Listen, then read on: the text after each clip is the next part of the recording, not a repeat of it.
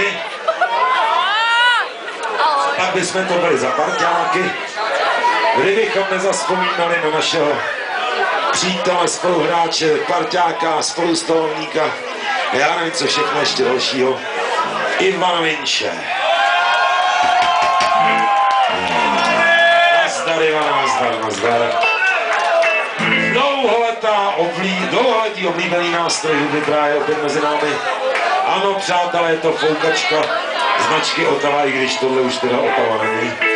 Ale Otava to vymyslela a pak to převzali ty Yamahy a všechny ty... No Walter, no ten dělal... Co? Valta. No, ten dělal převodovky, ne, vždycky. No tak teďka dělá tyhle, to už mu nejde, tak dělá tyhle Otavy.